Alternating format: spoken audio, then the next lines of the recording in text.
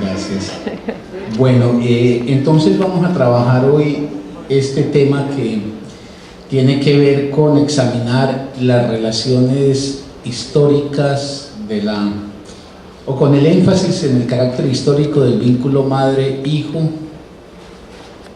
y ponía yo en el título "En el horizonte de la autonomía de la mujer", porque me parece que es un problema que hay que examinarlo desde una retrospectiva que tendría como punto de anclaje el tiempo presente, los logros, las conquistas, los avances y las perspectivas que hoy constituyen a la mujer de nuestros días, y que obligan a que nos planteemos seriamente qué lugar tiene el hijo hoy en las mujeres, en consonancia con las aspiraciones de la mujer a la realización de una vida soberana, de una vida propia, de una vida que tenga muchos matices en su realización. Y como el término instinto aparece subyacente en esto, por aquello de que se habla del instinto materno, entonces yo voy a desarrollar esta conferencia tratando de bordear el problema del instinto, precisamente, por lo menos tal como yo lo entiendo, para refutar que exista un instinto materno, y más bien señalar el carácter exclusivamente histórico y cultural que tiene la relación de la madre con su descendencia. Les quiero recordar que nosotros hemos convenido que esta charla va exactamente hasta las 8 de la noche, de tal manera que nos quede siquiera media hora para que podamos conversar. Trataré pues de ser muy cumplido con el tiempo. Yo quiero comenzar leyendo dos cositas breves. Una la voy a tomar de un libro del que hice una referencia creo que hace un mes, que se llama Los impostores de la genética. Ese es un libro escrito por un gran genetista, un genetista de reconocimiento mundial, Bertrand Jourdan. En el momento en que escribí este libro era director del Centro Nacional de Investigaciones Científicas en Francia, y yo con eso siempre enfatizo, pues estamos ante una autoridad en el campo de la genética. Bertrand Jourdan en este texto muestra la falsa utilización que se hace de la genética para empezar a buscar genes de toda índole que explicarían supuestamente la conducta humana, que el gen de la homosexualidad, que el gen de la criminalidad, que el gen del alcoholismo, que el gen de la sexualidad, etcétera, etcétera. Y Bertrand Jourdan pues aquí, con todos los elementos y la batería propia de un hombre muy idóneo en el campo de la genética, desmonta eso y muestra que lo que hay hoy es un juego de mercadeo y publicidad amparado fundamentalmente por las ambiciones de fama de algunos científicos y sobre todo por el papel amarillista y sensacionalista que en general juegan los medios de comunicación. Él muestra que los maravillosos avances de la genética en algunos dominios son a todas luces insuficientes para pretender hoy situar en el ámbito genético la explicación de la conducta humana. Él dice que si a duras penas se ha podido encarar problemas como el de algunas enfermedades orgánicas muy distantes, encontraría la genética de responsabilizarse por eso que algunos le adjudican, y es el carácter biológico de la conducta humana. Yo leo dos fragmenticos de Jourdan y luego leo otro pasajito de otra parte y entro en materia con lo mío. Dice Jourdan: ese maremoto del todo genética no se explica solo por el progreso de los conocimientos. Las razones de ello son también, y tal vez sobre todo, sociales e ideológicas. Con el triunfo mundial de un modo de producción capitalista, al que ya no se opone alternativa alguna, nuestras sociedades mercantiles e individualistas tienden a disolver las solidaridades y a descargarse de toda responsabilidad sobre el devenir de los individuos. Acogen pues favorablemente teorías que atribuyen el destino de las personas a sus genes más que a su educación, su entorno y su condición social, encontrando ahí una justificación, comillas, biológica a la existencia de desigualdades que tienden a aumentar y extrayendo de ello excelentes argumentos para descartar las medidas forzosamente costosas que podrían limitar esta deriva. Estamos pues en presencia de una tendencia de fondo. Una interpretación sesgada de progresos científicos reales contribuye, en armonía con la ideología dominante, a acreditar creencias que convienen a muchos de los actores de esta comedia que a veces se convierte en drama para quienes son víctimas de ello y pueden perder su posibilidad de empleo, su derecho a cuidados adecuados o incluso su reconocimiento como individuos de pleno derecho. Los impostores, los falsificadores son todos los que contribuyen a semejantes derivas por ligereza, por inconsciencia y a veces también por interés. Puede tratarse de científicos imprudentes, ingenuos o incluso deshonestos. Pero están implicados muchos otros factores: los medios de comunicación que buscan ante todo el sensacionalismo, los políticos que evitan abordar cuestiones difíciles como la contradicción entre derecho a la atención sanitaria y economía liberal. Finalmente, los ciudadanos que no asumen sus responsabilidades y se conforman con ideas simples, fáciles de comprender y dirigidas hacia una fascinación por la idea de destino. Estas deformaciones corresponden pues a un conjunto de tendencias profundas y convergentes. Estoy convencido, sin embargo, de que semejante utilización de la genética, mi oficio, es errónea y peligrosa. Deseo que este libro ayude a comprender por qué la sobreestimación del dato genético que reina actualmente en ciertos medios es una doctrina falsa, basada en una simplificación y una distorsión extremadas de lo que hemos sabido recientemente con respecto a los genes. Bueno, yo quería leer esto para dejarles simplemente la inquietud. La referencia ya se las he dado: Bertrand Jordan, Los impostores de la genética, lo publicó Península Atalaya. Si alguien lo necesita, al final me dice y lo fotocopiamos. Pero lo quería leer por una cosa, porque en general estas discusiones siempre se viene con: ya está demostrado científicamente que hay un gene de cualquier cosa. Entonces, el gene de la maternidad, el gene de la homosexualidad, el gene de la inteligencia, todo es genes.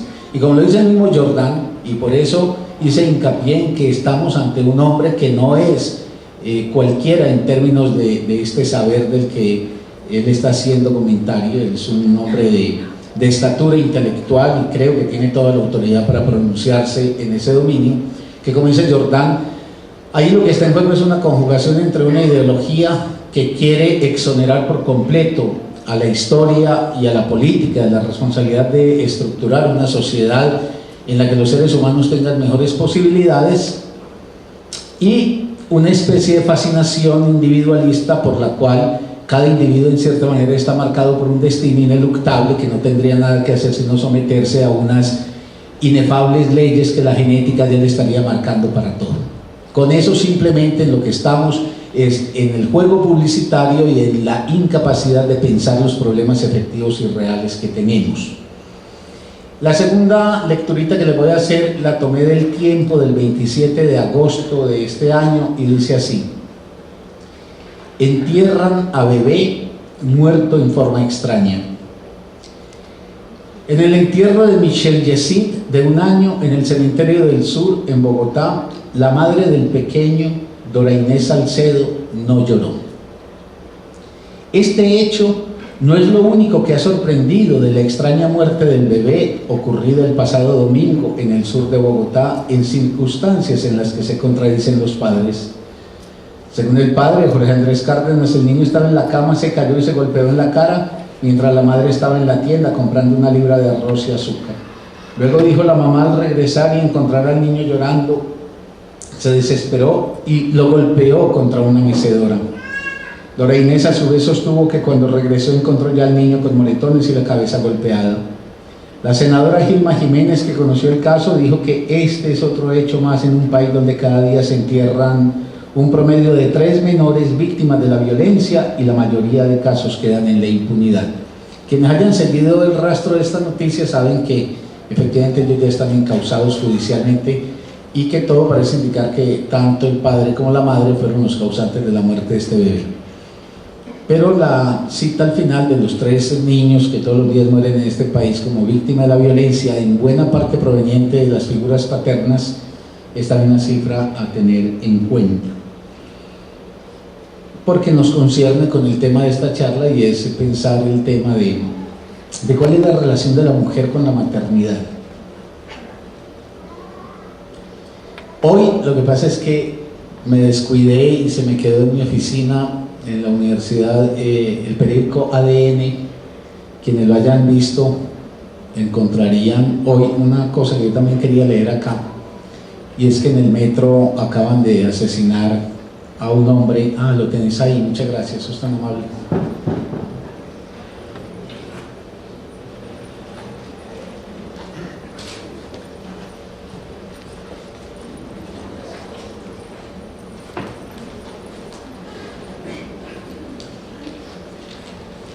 Dice: murió hombre luego de agresión en el metro.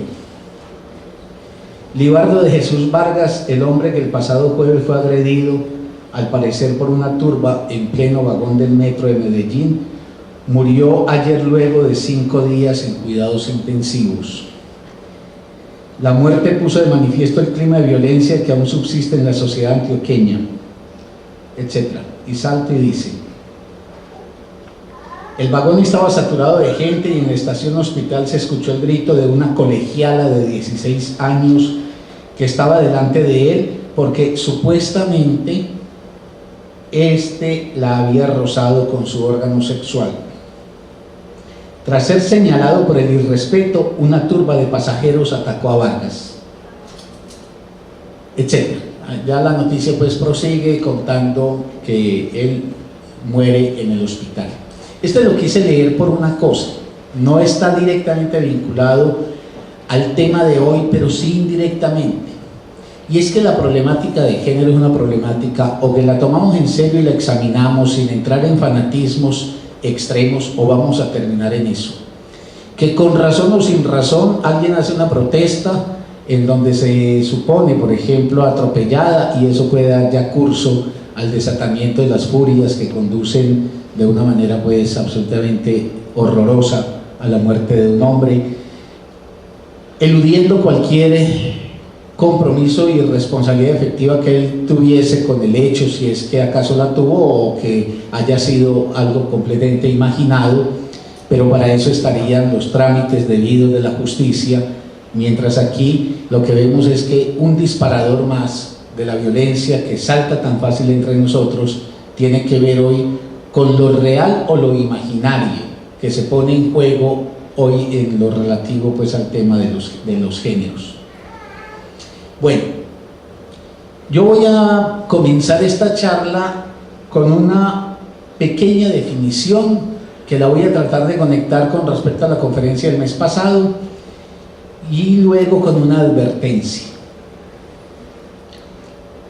A mí me interesó tratar de construir una definición sencilla, somera, pero útil y que yo pudiera manejar de maternidad, en consonancia con lo que ya hoy conocemos sobre este problema de los géneros, y que quienes me acompañaron el mes pasado, y si no a los que no vinieron se los menciono rápidamente. Yo traté de hacer la diferencia teóricamente entre hembra, mujer y feminidad, como 3 categorías distintas de un lado, y entre macho, hombre y masculinidad del otro lado. Y en esa charla yo traté de situar que el problema del género, digamos, los lazos de género se despliegan es en la dimensión que concierne a hombre y mujer, que lo femenino y lo masculino no tienen que ver con el orden de género, ni tampoco el tema de macho y hembra, y que eso es lo único que permite explicar hoy la plasticidad absoluta que tienen las expresiones de hombre y de mujer, al margen de cuál es el tipo de anatomía que tiene alguien, y al mismo tiempo la versatilidad que tenemos los seres humanos respecto a nuestras formas de gozar, masculina o femenina.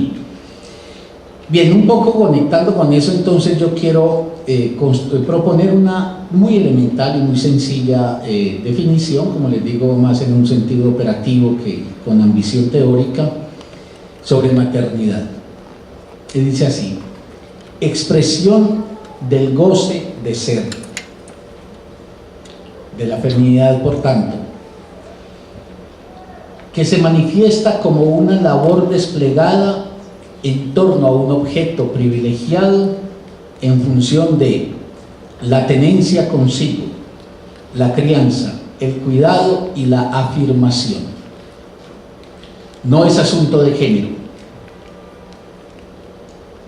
Hoy, por eso, hay hombres maternales. Con esto pues estoy desprendiendo la noción de maternidad del significante mujer, para señalar que no es potestativa de la condición de mujer la relación con la maternidad, y que parte de las transformaciones que hoy obligan, y con lo cual voy a tratar de concluir esta charla, las transformaciones que hoy obligan en las relaciones de género, en los vínculos de pareja, etcétera, etcétera, tienen que ver con los reposicionamientos del hombre y de la mujer con respecto a las funciones que hasta más o menos mediados del siglo pasado se seguían asignando en términos de género. Pero vamos a ver si en el correr de la exposición logro mostrar con claridad eso. La advertencia es esta: a lo largo de los siglos a la mujer se la ha sometido de dos maneras: con látigo, y los hombres no han vacilado en sojuzgar a las mujeres mediante la violencia, la coacción, el atropello, etc., pero también, y muy eficazmente, con flores, endilgándole atributos que no son sino, al final de cuentas, nuevas formas del encadenamiento del ser de la mujer. Muchas veces, a nombre de la virtud, lo que se transmite son grilletes con los cuales se contiene, se restringe o se reduce el despliegue de posibilidades de la mujer. Y creo que eso es lo que pasa con la declaratoria de instinto materno y su exaltación como un ideal y casi como una virtud de la cual estaría provista la mujer. Trataré de demostrar que es un poderoso mecanismo de sojuzgamiento de la alteridad de la mujer, y que la mujer de hoy está llamada, y en consecuencia los hombres también estamos llamados, a replantear el nexo mujer-hijo, y particularmente el lugar de la mujer como madre con respecto al hijo, porque creo que el movimiento que se viene desplegando en el mundo de transformación de la relación de la mujer con la vida, con la existencia y con el destino, a partir de la segunda mitad del siglo XX, justifican perfectamente que hoy hablemos de un nuevo lugar del hijo en la relación que tiene la mujer con este, y por ende también de una nueva posición que compete y obliga al hombre con respecto a ella. Pero también lo trataré de mostrar al Estado y a las relaciones económicas, particularmente en las prácticas laborales.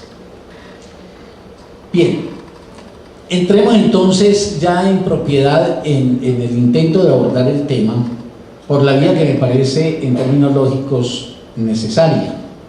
Hablemos un momento sobre el problema del instinto, porque si esta conferencia se titula Historia de las relaciones madre-hijo en el horizonte de la autonomía de la mujer, decía al comienzo que lo que subyace es una refutación a la noción de instinto.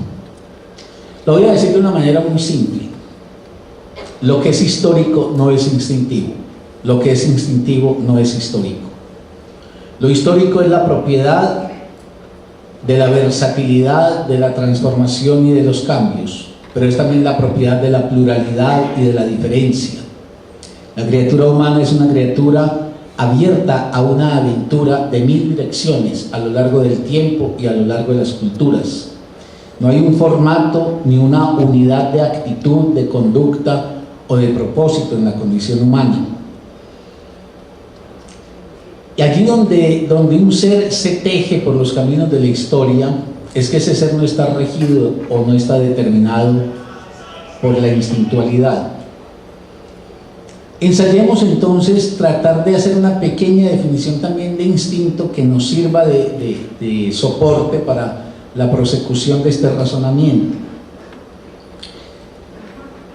La otra vez yo comentaba aquí que hay una utilización muy popular de la noción de instinto, que como toda utilización del lenguaje por principio pues tiene todo el derecho quien lo hace, pero que si ya luego vamos a tratar de trabajar teóricamente ya no podemos hacer uso de lo que popular o coloquialmente decimos. La gente popularmente, cuando se refiere o utiliza la palabra instinto, la reduce únicamente a una especie de acto automático, reflejo, en todo caso que no pasa por la conciencia o la voluntad de quien lo ejecuta, sino que como que este acto lo asaltara.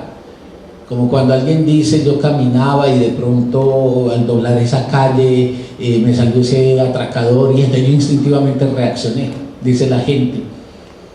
Y yo digo, está bien que hable así, no hay ningún problema ni ningún defecto. El asunto es que eso no es el instinto. Si ya vamos a hablar en términos de categorías y de conceptos y queremos utilizar los conceptos para entender entonces, en este caso, una cosa tan importante como la maternidad. ¿Qué es lo que se quiere decir con instinto? Concepto muy vago y muy difícil, aunque muy utilizado.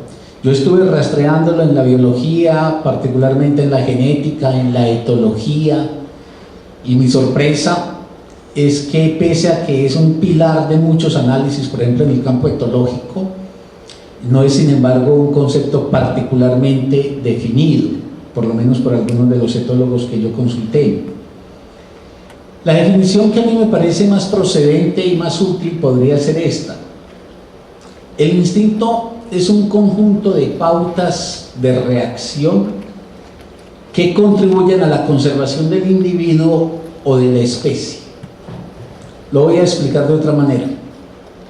Un organismo, y me parece que aquí lo más apropiado es pensar en el animal, porque trataré de mostrar esto no cumple con nosotros.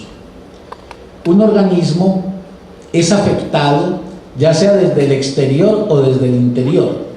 Por ejemplo, desde el interior por un proceso de ovulación que conduce a una hembra animal a un estado de celo.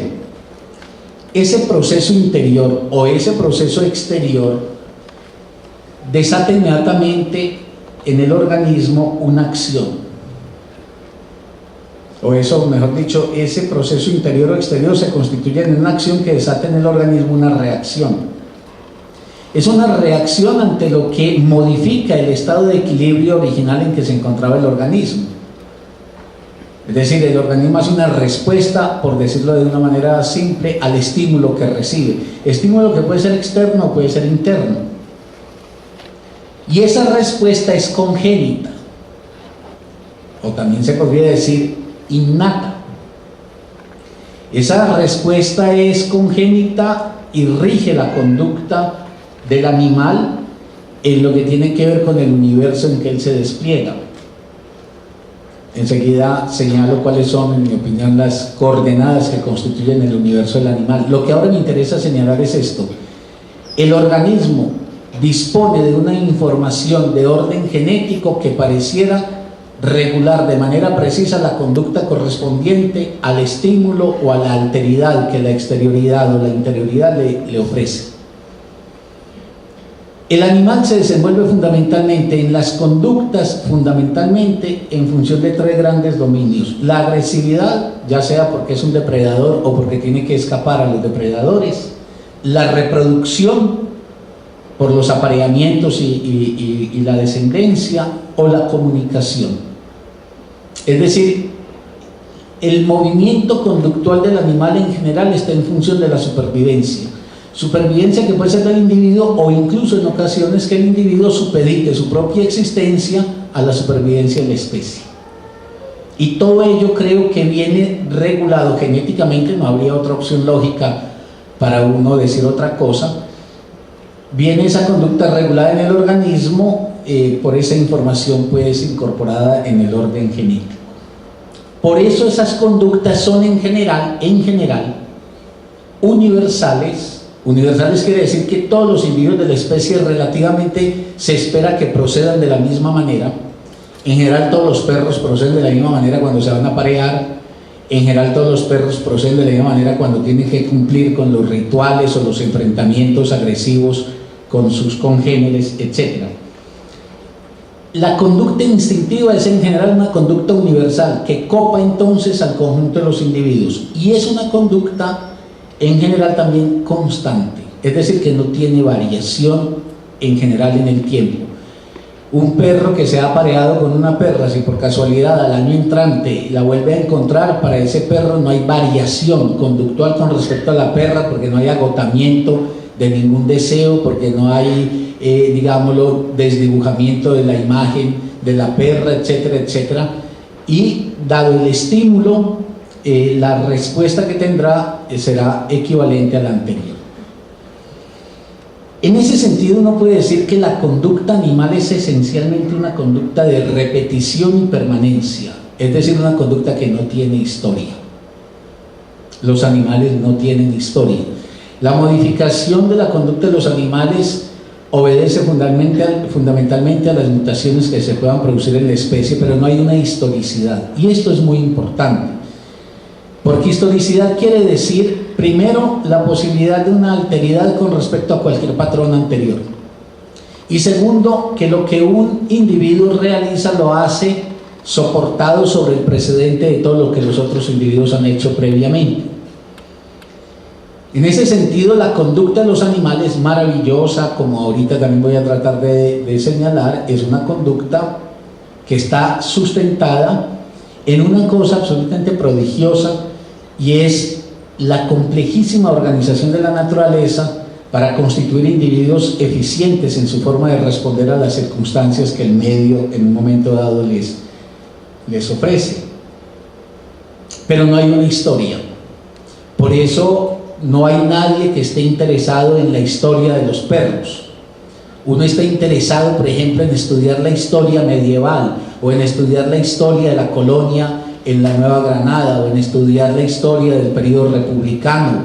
¿Por qué? Porque uno sabe que historia quiere decir que la aventura humana fue otra cosa diferente a lo que es hoy, y que desde esa mirada que nos permite recoger lo que el ser humano fue, podemos extraer aprendizajes para entender lo que somos y proyectar lo que queremos ser.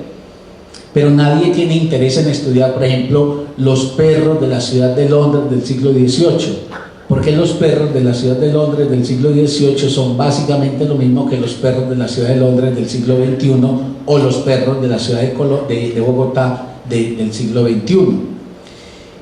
Más adelante voy a advertir una cosa, porque siempre que uno introduce este asunto, no falta quien piense que entonces uno lo que está haciendo es una simplificación de la vida animal, o una especie de exposición superlativa de la condición humana, como atribuyéndole al ser humano derechos de superioridad frente a los animales. Yo lo que estoy enfatizando es la diferencia. Lo que voy a tratar de demostrar un poquito más adelante es que entre los animales y lo humano hay una maravillosa diferencia. Y es una maravillosa diferencia que se expresa como la existencia de dos maravillas distintas. Pero más adelantito voy a eso. De momento, lo que quiero señalar por oposición al animal es lo que pasa con el ser humano. Si yo voy a examinar, para usar ese concepto, la conducta del ser humano, el comportamiento del ser humano, yo me puse a hacer un listado de cuál es más o menos el espectro de ámbitos en que se despliega la existencia de cualquier ser humano, y me daban 15 dimensiones, pero voy a mencionar apenas 4 o 5. Por ejemplo, en el orden del sentimiento, tus sentimientos, los míos; en el orden del pensamiento, en el orden de la sexualidad, en el orden de la conservación y por tanto de la relación con la muerte, y en el orden de la alimentación. Y cada uno de esos ítems que acabo de mencionar nos entregaría no solamente que los seres humanos diferimos radicalmente en nuestra forma de proceder en cada uno de ellos, en términos de culturas, sino en términos de sujetos, y que no hay ninguna pauta que regule de manera más o menos uniforme y constante nuestro proceder frente a eso. Yo creo que no sea necesario detenerse mucho, pero voy a ejemplificar rápidamente. Los sentimientos humanos. Los sentimientos humanos no tienen ninguna raigambre natural. Los sentimientos humanos son producto de las posibilidades efectivas que la historia de un sujeto le ha conferido y de la suerte que tenga en encontrar en el mundo objetos apropiados para ese sentimiento. Por ejemplo, el amor. Uno no tiene por naturaleza una tendencia amorosa. El ser humano por naturaleza no nace amando a nadie. La relación que un sujeto tenga con el amor será efecto de la historia particular que ese sujeto tenga. Eso es lo que nos permite decir, por ejemplo, que hay sujetos muy amorosos y sujetos menos amorosos, incluso sujetos antiamorosos. Pero eso también es lo que nos permite decir que, por ejemplo, las culturas y las sociedades hacen una historia con el amor. En la sociedad occidental podemos hablar de una historia del amor, con lo cual estamos diciendo que a lo largo del tiempo la experiencia de los hombres y mujeres de Occidente ha diferido con respecto al sentimiento amoroso. Otro tanto podría decir de un sentimiento como el odio. Allí no es posible entonces encontrar que nos uniformemos, que dada la presencia de un objeto, por ejemplo, un objeto mujer, un grupo de hombres heterosexuales procederían de la misma manera y encarnarían en ese objeto un deseo, por ejemplo, en la versión amorosa. Pero otro tanto podría decir yo con el pensamiento. El pensamiento no es efecto de una capacidad genética o neurológica que yo posea. Varias veces lo he dicho acá y me disculpan que lo repita una vez más, que con el mismo aparato cerebral que yo tengo, con los mismos dispositivos neurales que me constituyen, yo podría estar diciendo lo que digo o podría estar diciendo lo contrario si mi formación me hubiera conducido, por ejemplo, a pensar las ideas contrarias a las que estoy exponiendo acá. Que la prodigiosa maquinaria, entre comillas, que me permite desplegar estas ideas y estas palabras es una maquinaria tan prodigiosa que el día que yo carezca de su funcionamiento pues ya no seré, pero las ideas que yo promuevo, las ideas que yo transmito no dependen del funcionamiento de esa maquinaria. La sexualidad humana sería otro tanto. Yo he dicho en otras oportunidades, el vocabulario nuestro está preñado de imprecisiones y estos paradigmas comparativos entre lo animal y lo humano para buscar o en el animal un protohumano o en el humano un superanimal, han conducido, en mi opinión, a generar unas confusiones de vocabulario que terminan oscureciendo completamente el análisis de las cosas. Por ejemplo, yo creo que no hay sexualidad animal, yo creo que hay reproducción animal y que lo que hacen los animales cuando se aparean es completamente distinto y no pasa absolutamente por nada por ahí la sexualidad nuestra. Igual pasa con el amor, cuando se habla del amor de la leona por el cachorro, por el leoncico, ahí hay una especie de invasión de la palabra amor proveniente de la experiencia humana que en mi opinión cubre mal la práctica protectora que adelanta, por ejemplo, la madre frente a la cría. Una leona protege a la cría y se hace matar por la cría, por el cachorrito, pero cuando el cachorro ha alcanzado ya un grado de madurez que le permite cierta autosuficiencia, se desprende radicalmente la madre del hijo y el hijo de la madre, al punto de que si un tiempo más adelante se llegara a encontrar, pueden enfrentarse como rivales, por ejemplo, por un mismo espacio. La práctica de conservación. Bueno, yo en eso no me puedo detener por el tiempo, pero la sexualidad humana es prolífera, múltiple. Es prolífera en objetos sexuales. Nadie puede garantizar cuando un niño nace la elección de objeto que tendrá en su adultez cuál será. Podrá ser alguien del género opuesto, podrá ser alguien de su propio género, podrá ser incluso un objeto, por ejemplo, externo a la especie, como un animal, podrá ser esa cosa absolutamente insólita de un objeto completamente imaginario, es decir, completamente fantaseado y de existencia completamente vaporosa, no existe más que en la imaginación. Los fines sexuales, la forma en que un ser humano alcanza las consumaciones de su goce difieren también inmensamente entre unos hombres y otros y unas mujeres y otras. Un hombre puede gozar, por ejemplo, el encuentro sexual en su consumación genital, otro hombre tendrá un rasgo fetichista, otro tendrá un rasgo sadomasoquista o una mujer, etc. Es decir, se nos abre un abanico de consumaciones de la finalidad sexual que impide que, por ejemplo, podamos decir los seres humanos estamos pautados por una manera única de relacionarnos con el semejante en materia del cuerpo, pero incluso en la propia historia de uno. La historia de uno está también matizada por variaciones, etcétera, etcétera. El famoso instinto de conservación. Los seres humanos no tenemos instinto de conservación. Si la cultura no nos lo provee a través, por ejemplo, de la educación que nos transfieren los padres o los mayores que encontremos al llegar a la vida. Una cría humana no tiene ningún recurso instintivo para preservarse frente a los riesgos y peligros que el medio le despliega. A un niñito hay que estarlo agarrando porque no se cruza la calle. Si el niñito cae de la piscina se ahoga. Si el niñito asoma al balcón demasiado, pierde el centro de gravedad y se precipita al vacío. Si el niñito no le ponen talanqueras en las escaleras, el niño se va a barranca abajo por esas escalas. Vean, los niños hay que estarlos cuidando. Un niño en una fogata le manda la mano al fuego. Pues ningún perrito anda metiendo el hocico, por ejemplo, en la fogata. Ningún perrito, por furioso que esté, pierde el centro de gravedad en el balcón. No hay una información genética que regule al organismo con respecto, por ejemplo, a situaciones de orden físico y le preserve, por ejemplo, su existencia. Los seres humanos somos, en ese sentido, tenemos que hacer aprendizajes que nos ayuden a construir las formas de salvación de nuestra vida frente a las inminencias del peligro, pero incluso a lo largo de toda la vida mantenemos tendencias hacia la destrucción propia, permanentemente, o de forma extrema como en el caso del suicida, o en esos suicidios paulatinos y lentos que vamos haciendo en las pésimas relaciones que todos tenemos, por ejemplo, con la salud, a través, por ejemplo, de prácticas como la alimenticia, etcétera, etcétera. El ser humano es el único ser que tiene grandes problemas en la vida, por ejemplo, para sostener, por ejemplo, el peso debido. Por eso tiene que estar haciendo gimnasios y dietéticas y todo, porque por principio no tiene ningún instinto que le regule eso.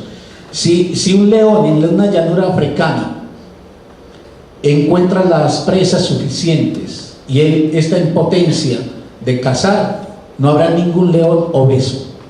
Un león come lo justo que el organismo reclama y se acabó. No hay gula en los leones, como no hay anorexia en ellos. En cambio, el ser humano, todos mantenemos una relación de desequilibrio, o padecemos por exceso, padecemos por defecto, pero nos matamos de a poquitos. Lo he dicho muchas veces, un médico nos recomienda, hay que controlar un poquito la grasa, tenés que controlar un poquito esos frijoles, tenés que controlar, enos ahí entregados a eso. Y el que por una especie de angustia ante la muerte intenta contenerse, la insatisfacción lo invade. Bueno, eso daría para muy largo. En alimentación ni hablemos. Nosotros no tenemos una pauta que regule nuestra relación con el alimento de manera automática y que nos conduzca, por ejemplo, a unas prácticas alimenticias comunes, universales y constantes. Por eso tenemos cocina.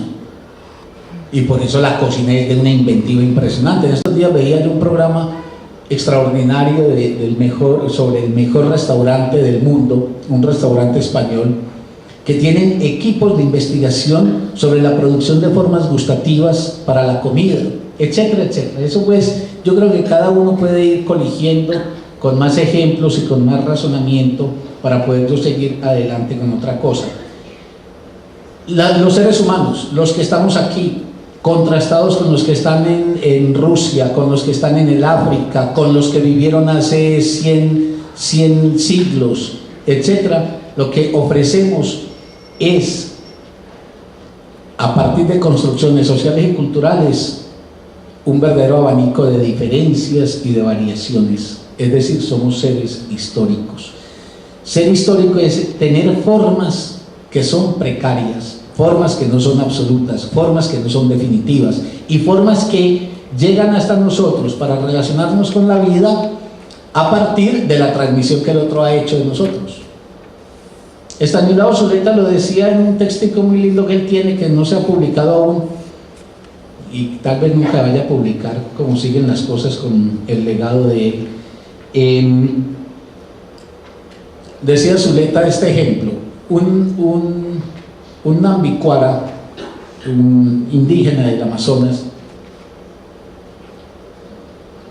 antes pues de la aculturación de los Nambicuara, el plato predilecto de los Nambicuara es un masato que hacen con grillos y arañas, que las golpean con una piedra, hacen un masato, no lo ponen siquiera en cocción, y ese es el día de fiesta que ellos quieren celebrar algo, esa es la comida por excelencia de ellos. Les producen náusea los pollos, vomitan ante un pollo. Y decía Zuleta con cierta gracia que si una ambicuara viniese a un día de camping de nosotros y nosotros tendiéramos el mantel, sacáramos el pollo frito y espantáramos los grillos y las arañas, el ambicuara estaría absolutamente extrañado de nuestro comportamiento. Pero lo que dice Zuleta y lo que nos ha ayudado a entender la antropología es que nadie puede decir lo normal es esto y lo anormal es aquello. La diferencia cultural gustativa marca las papilas y lo que en unos eso produce las mejores expresiones del gusto, en nosotros produce náuseas. Bien. Sí, aunque sea así muy a grosso modo, lo del orden instintivo en su conducta expresada en el animal como formas constantes y universales y lo del orden humano como formas variables e históricas se pudiera sostener por el momento, yo diría que lo que ha sucedido, lo que viene sucediendo es que cometemos dos errores muy graves en términos epistemológicos cuando intentamos pensar al animal y al humano. El primer error es esa tendencia o a animalizar al hombre y entonces pensar que los hombres no somos sino un animal que ha progresado, un animal que ha avanzado y que seguimos siendo en lo fundamental animales. O a humanizar al animal, entonces a encontrar en el animal una especie de protohumanidad, entonces lenguaje, sentimientos, vivencias, sensibilidades, etc. El segundo error, y no me voy a detener en ello, aunque pensé en un comienzo que sí lo iba a hacer, pero me parece que nos cobra mucho tiempo, pero lo menciono por lo menos, es tener una confusión muy grande. Es confundir lo que es una condición con lo que es una causa. De un lado, y de otro lado confundir las escalas del análisis. Me explico.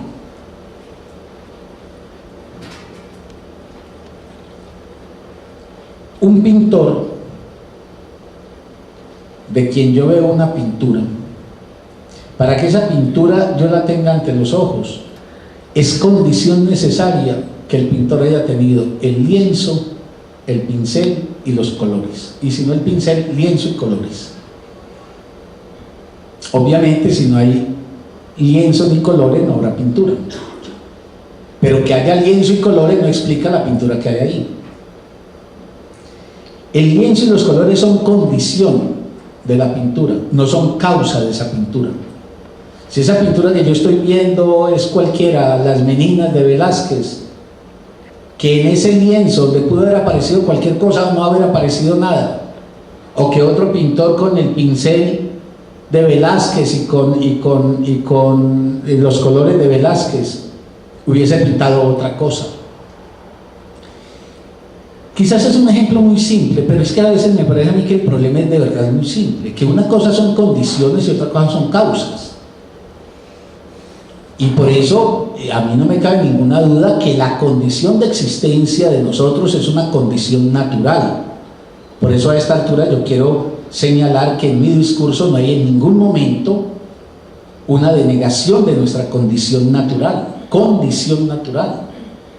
La condición natural hace que todo lo que yo en este momento puedo hacer depende del funcionamiento maravilloso y yo diría a veces de vértigo que produce el hecho de que uno exista como un organismo.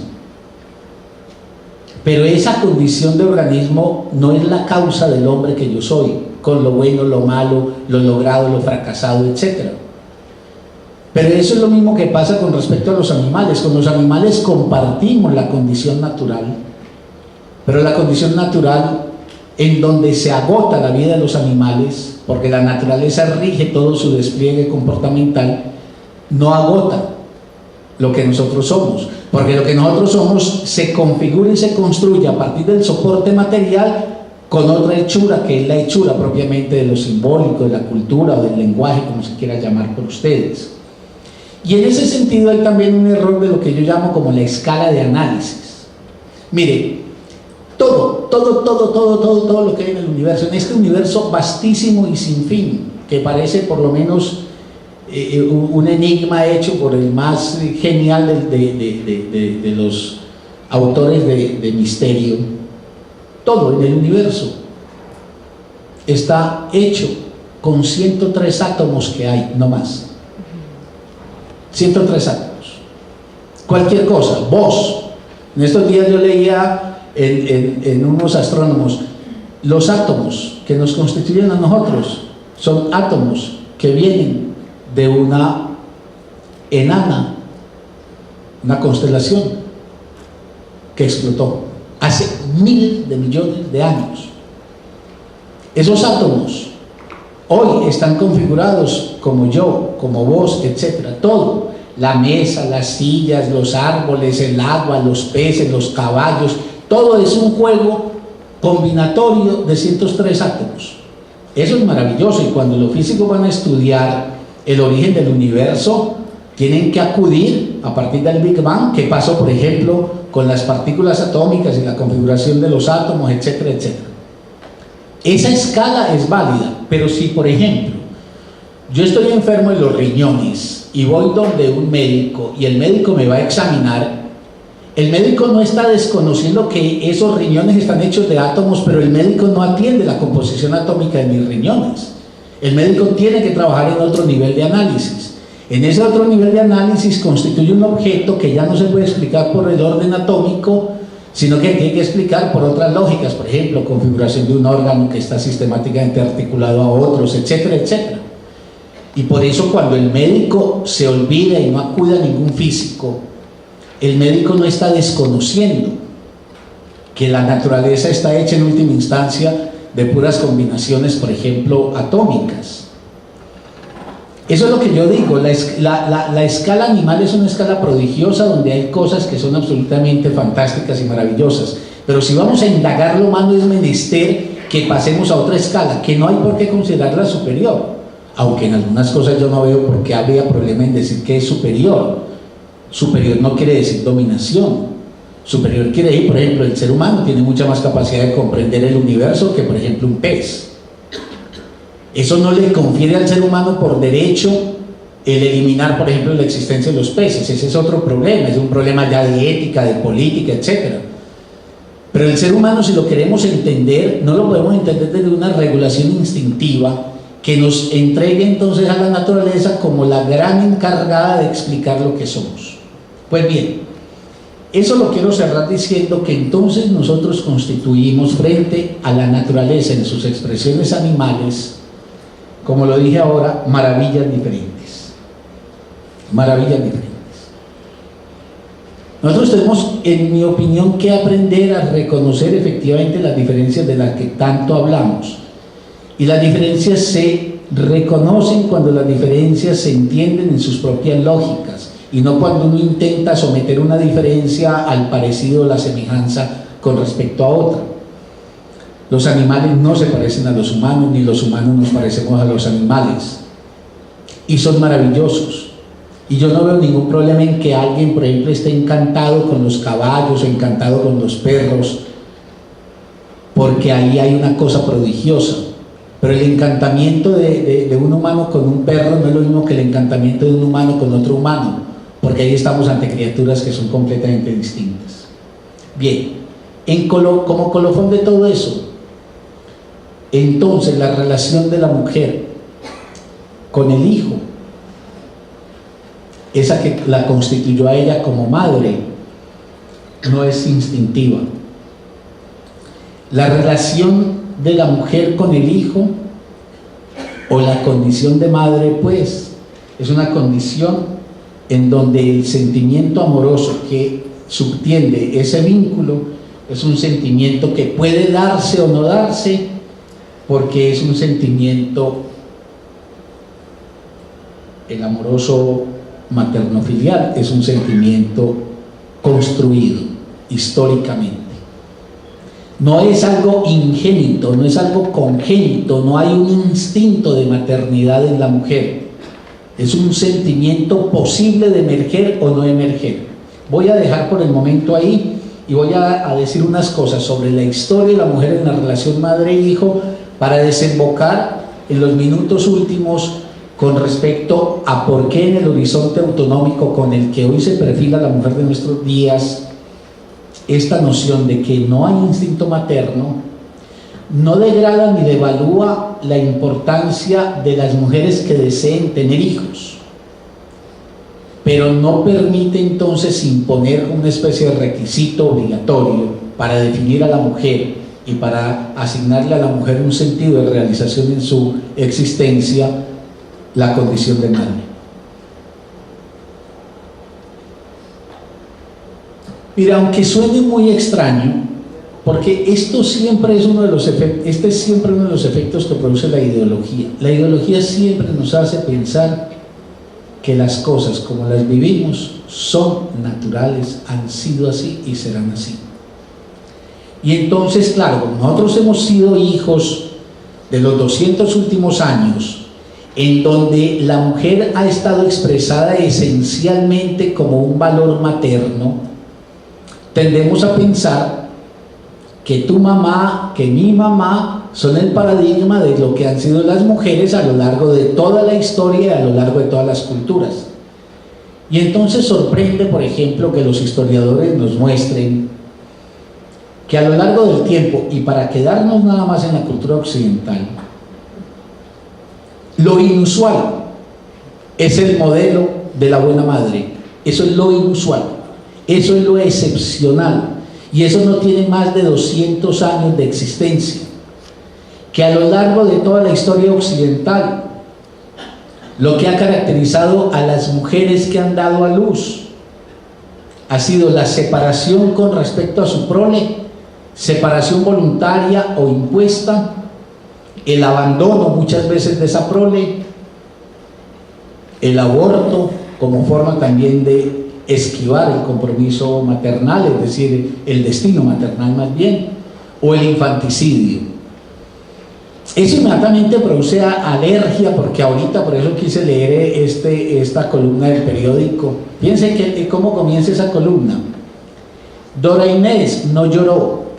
Este hecho no es lo único que ha sorprendido de la extraña muerte del bebé. Es que hoy se espera que una madre que entierra a su bebé llore, porque la madre está profundamente vinculada por el afecto a su hijo. Pero entonces sorprendería decir que, por ejemplo, en la Edad Media, en el Renacimiento y todavía en los albores de la modernidad, mejor dicho, hasta el siglo XVIII, y bien entrado el siglo XVIII, bueno, bien entrado el siglo XVIII, no, hasta fines del siglo XVIII, sí, exactamente. Por ejemplo, era común que los padres, hombre o madre, no fuesen, por ejemplo, al entierro de los hijos. Pero además que la preocupación inmediata de las madres fuera desprenderse de los hijos. Y no solamente por imposición de los padres, sino por decisión y opción suya.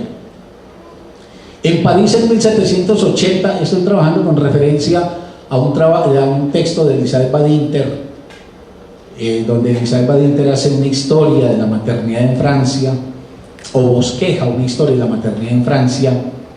De eso no tenemos todavía en Colombia un trabajo histórico serio, pero las líneas generales de lo que acaecía en Europa no distan mucho de lo que también sucedía en el periodo colonial entre nosotros. En 1780 en París nacen 21.000 niños. Es el censo que hay de nacimientos.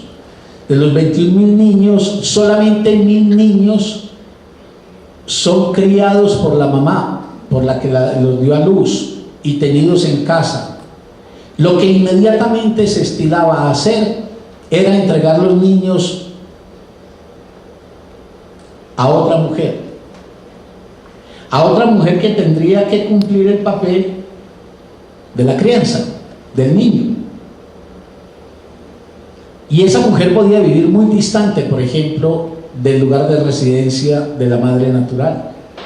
19.000 niños a 20.000 salían de su casa.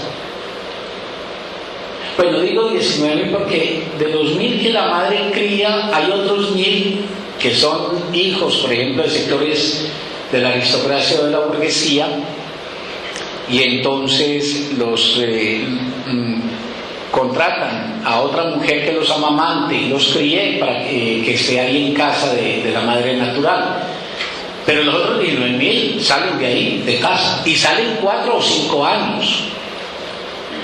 Yo no me puedo detener en detalles aquí, ustedes pueden ir al texto de Elizabeth Badinter, que ella es muy prolija en la descripción de esto, de toda la azarosidad de la existencia de esos niños, porque los niños entonces quedan en manos de personas que no necesariamente garantizan, por ejemplo, la buena crianza, de mujeres pobres que están amamantando a otros hijos, o que a su vez han derivado sus hijos a otras más pobres, y entonces ellas han alquilado el pecho y tienen que estar durante 4 años teniendo la crianza de ese muchachito. Y Elizabeth Badinter muestra de forma muy prolija la adversidad absoluta que tenían que encarnar esas criaturas, a quienes, por ejemplo, fajaban para colgarlas en un gancho mientras esa mujer pobre salía a las labores del campo.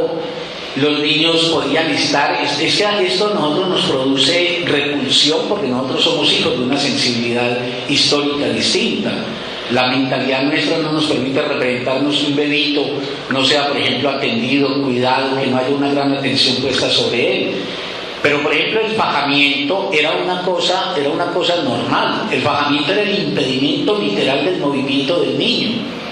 Y el niño entonces lo colgaban, y además podía quedar, por ejemplo, días enteros fajado, sin que le zafaran esa faja. Y cuando zapaban esa faja, el niño estaba absolutamente inmerso en sus excrementos. Es decir, las descripciones médicas muestran la indefensión en que se encontraban los niños y la desatención fundamental que caía sobre ellos. Las madres no se comunicaban las más de las veces con aquella que había de hacer las veces pues de amamantadora, y habían incluso disputas que se tenían que tramitar judicialmente, porque entonces los padres naturales no estaban cumpliendo con los honorarios que habían estipulado, por ejemplo, para esa crianza. Entonces es una historia espeluznante.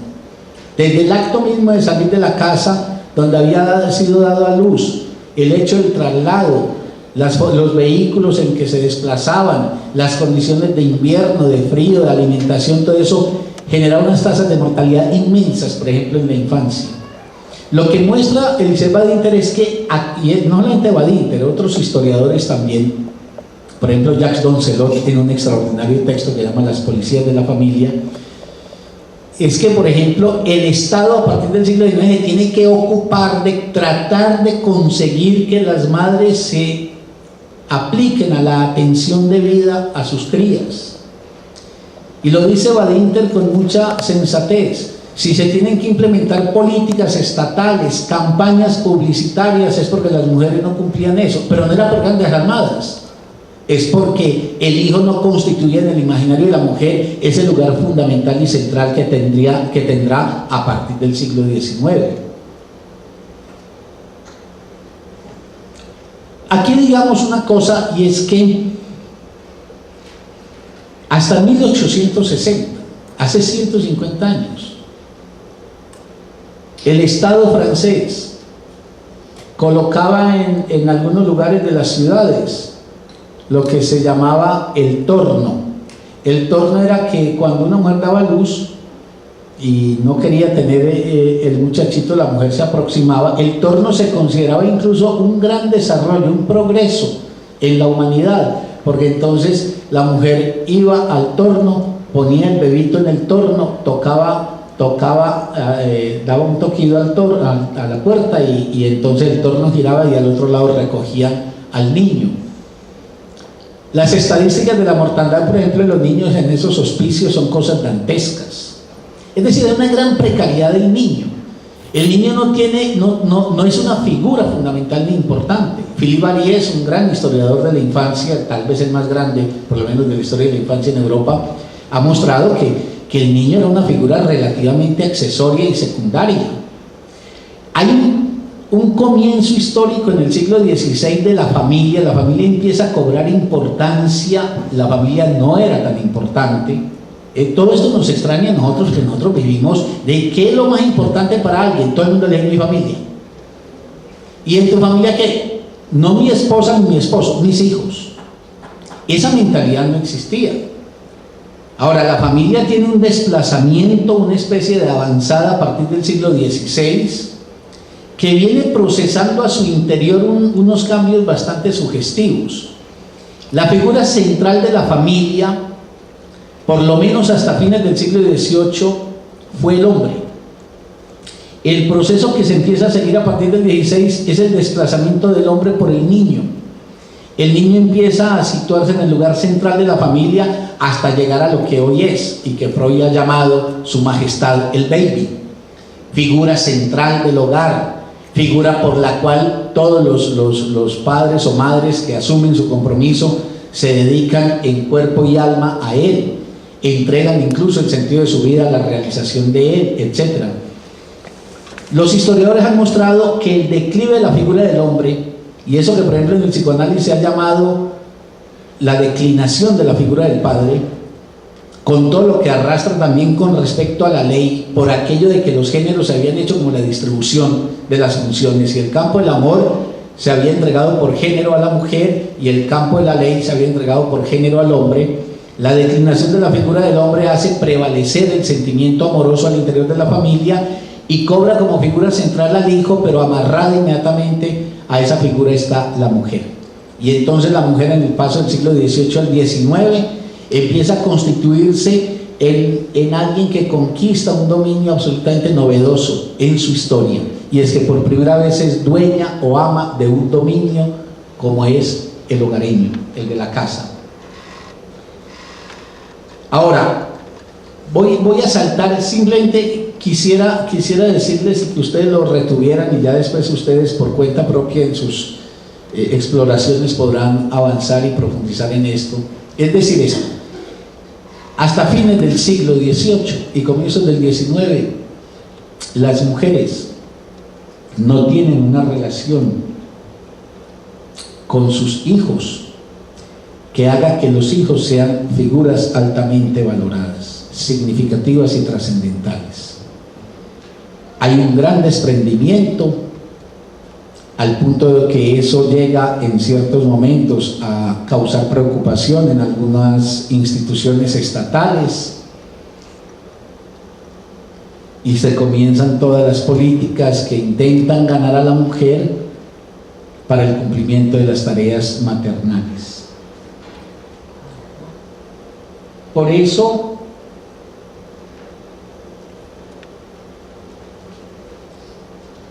el paso del siglo XVIII al XIX es muy importante, porque es un paso que en la historia está representado por cosas como el gran acento que empieza a cobrar la familia. El mundo se contrae hacia el ámbito doméstico. Se delimita el ámbito doméstico como el ámbito fundamental de la experiencia vital de los seres. Y se instituye como una figura fundamental en ese ámbito a la mujer, que va a cumplir dos funciones que ya ustedes saben cuáles son: la función materna y conyugal, y a quien la sociedad le endilgará el deber de responder por el buen funcionamiento de un hogar, que ha de tener una crianza que conduzca a un hijo a ser un buen hombre o una buena mujer, y que mantenga sobre el esposo, sobre el cónyuge, los controles debidos para que éste también se circunscriba al acatamiento de lo que pudiéramos llamar lo esperado para que las cosas socialmente hablando funcionen. Se configura pues la imagen de la buena madre. Se empieza a constituir la ideología de la buena madre. ¿Y quién es la buena madre? La buena madre se caracteriza fundamentalmente por una renuncia de sí misma, por la abnegación de su propio destino, y porque el sentido de su vida es el hijo.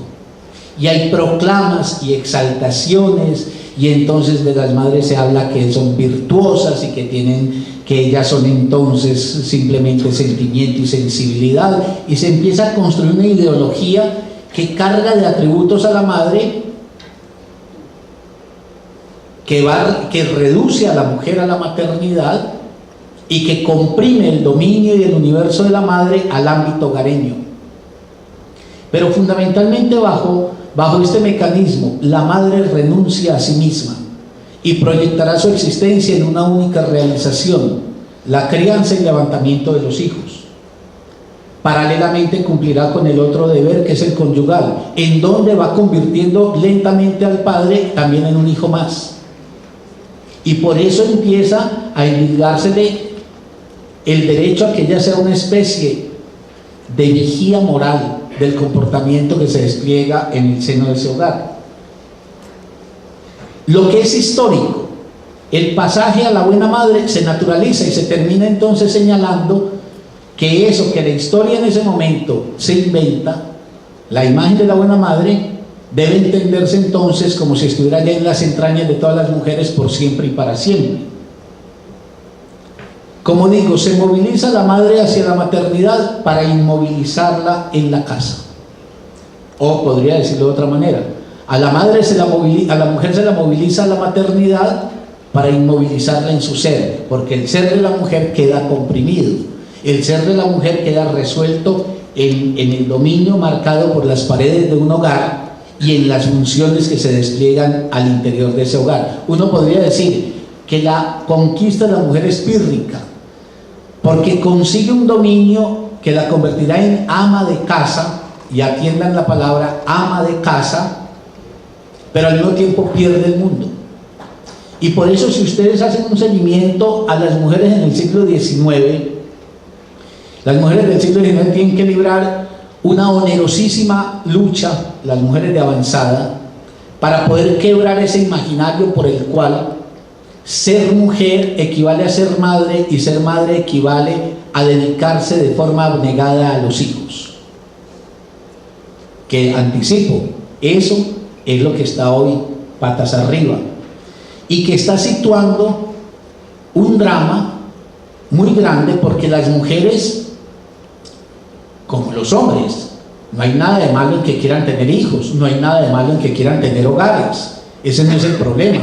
Lo que pasa es que hoy la nueva mujer que existe obliga a replantear qué tipo de hijos, cómo se tienen los hijos, cómo se levantan los hijos y qué quiere decir hoy un hogar. Por eso hoy en las mujeres hay un gran malestar, porque en cierta manera la solución coyuntural que se ha encontrado, que va en defecto de ella, es que si ella se abre al mundo, al mismo tiempo tiene que mantener bajo sus espaldas el hogar y la maternidad. Pero allá llegaremos. La mujer pues queda reducida en el ámbito físico a la casa y en lo espiritual a ser madre. Aquí hay mucha gente joven y yo no sé pues cómo será la experiencia de las madres, porque puede ser que algunas de ustedes tengan madres de eso que llamaríamos las que después de los años 60 para acá están replanteando la relación con la maternidad. Pero los que tuvimos madres, digámoslo, tradicionales, sabemos que una señora queridísima, que todos la queremos mucho, y que el universo de la mamá de uno estaba en estar en la casa, no tenía un amigo, nadie la llamaba a salir a un cine, a irse a tomar una cerveza, nada de eso. La madre era buena si la madre permanecía en casa. Incluso una forma de dominación de los hombres sobre las mujeres era precisamente mantenerla en la casa a nombre de que ella cumplía con la dignidad de ser una buena madre, allí donde ella renunciaba a cualquier interés intelectual, espiritual, material, amistoso, social, lo que fuera. Madres despolitizadas, madres sin filosofía, madres sin horizontes, no dóciles, porque los historiadores han mostrado que hay muchas rebeldías, solo que sordas, solitarias y muchas veces vueltas simplemente formas desesperadas de tratar de contravenir ese orden de cosas. Nunca las mujeres fueron dóciles, lo que pasa es que nunca encauzaron un combate como el que empezaron a desplegar desde los años 50 del siglo pasado. Pero si vos mirás la historia de las mujeres, la historia de las mujeres está matizada de momentos de mujeres absolutamente admirables y que estamos en mora de sacar a la superficie para reconocerles y tributarles yo diría, la gratitud de vida a quienes fueron casi que heroínas en esas luchas. Por ejemplo, en la historia francesa e inglesa, esas mujeres llamadas las preciosas, que en el siglo XVII rechazaron radicalmente las relaciones matrimoniales y de maternidad, y quisieron, por ejemplo, fundar una academia de mujeres, y ya se imaginarán ustedes lo que ese mundo tan duro le cobraba a esas mujeres, donde los hombres más brillantes, con una o dos excepciones, la excepción de Condorcet, pero los hombres más brillantes, Voltaire, que se está comiendo el mundo a nombre de la libertad, Rousseau, ni digamos, Nietzsche, tienen la idea de que las mujeres son seres naturales, que ese siglo ha construido esa imagen, seres naturales por naturaleza domésticos. Su naturaleza las hace sensibles y por ende afectivas, y por ende su destino no es otro que el de generar en el marco del hogar los vínculos de amorosidad que le garanticen a sus hijos y a su esposo la buena atmósfera casera. Se configura ese ideal de la buena madre. Insisto, en mi opinión, los rasgos denotativos de esa figura son la renuncia de sí misma. Es que esto es muy importante resaltarlo, porque ese es el revolcón que hay ahora, que las mujeres están diciendo: no renuncio a mí y reivindico mi soberanía. Y esto o lo replanteamos radicalmente en los vínculos, por ejemplo, de emparejamiento y en general de género, o las mujeres abren camino aparte. Se configura pues un ideal que deviene toda una ideología, y lo que es histórico tiende a naturalizarse, es decir, a suponerse eterno. Ahora, ese es un poderosísimo mecanismo de sometimiento, como ya dije, y también de culpabilización, porque hay de la que no quisiera tener hijos. Hay que una mujer en el siglo XIX dijese: a mí no me interesa tener hijos. Es que la realización de mi vida no pasa por ser madre. Esa mujer era inmediatamente estigmatizada, marginada, considerada un ser anómalo, un ser contravenido a la naturaleza. O hay de la mujer que no se dedicara por completo a los hijos. Yo recuerdo en mi infancia, en mi pueblecito, que había una muchacha joven que era objeto en mi familia y en general en los ronrones de todo el pueblo de una gran estigmatización, porque siendo madre a ella le gustaba mucho bailar y estar en las fiestas, y ella quedaba hasta la 1 o 2 de la mañana, y eso en el pueblo. Y yo recuerdo en mi infancia recibir ese tipo de mensaje, era una cosa absolutamente censurable, de que una mujer que era ya madre se entregara, por ejemplo, a los goces del cuerpo bajo la forma de la sensualidad en el baile o en el encuentro por ahí con algún galán que encontrara. Eso era absolutamente censurable. Y entonces yo tengo en mi memoria que mi abuelita y mi madre decían que ella no se dedicaba a los hijos. Y claro, uno en la infancia pues recoge esas palabras como lo más normal del mundo. Ya uno en el momento en que piensa es que dedicarse a los hijos era ese el reclamo. Es que no es que se dedique, es que se reduzca a los hijos, es que reduzca las vivencialidades amorosas, sensuales, festivas, intelectuales o lo que sea, porque es que su universo se comprimió a esa casa, a ese hogar, etcétera, etcétera. Y voy a terminar entonces tratando de pegar un salto hacia el problema de la autonomía de la mujer, porque si el título de esta charla fue Historia de la relación madre-hijo, donde quise contraponer eso a la noción de instinto para enfatizar que hay una historia, y que en esa historia, en ese pantallazo que hice para mostrar que hay formas muy distintas a la imagen de la buena madre, que la imagen de la buena madre es una construcción histórico-cultural que data apenas de fines del siglo XVIII y comienzos del XIX, pero que luego con el poder de la ideología se eterniza en el imaginario de la gente o en la representación de la gente.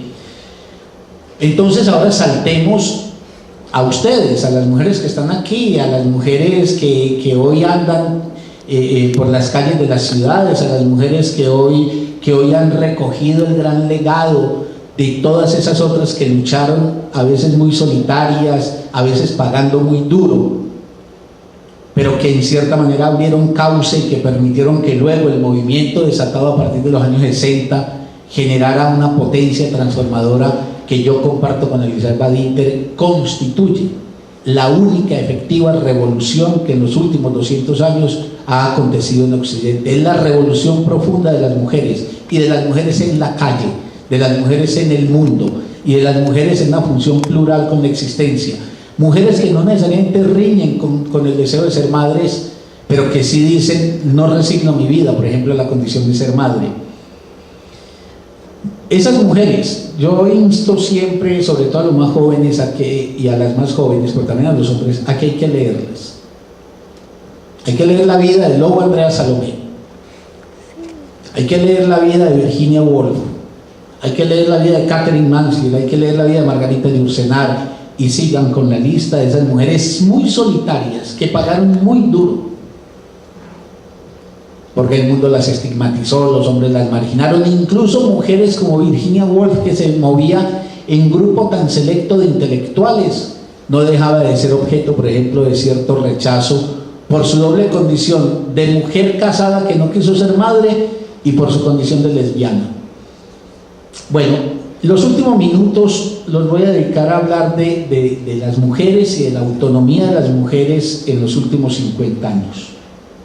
Y voy a ser muy rápido para poder dejar el tiempo para que conversemos. Voy a comenzar diciendo que a lo largo de la historia occidental,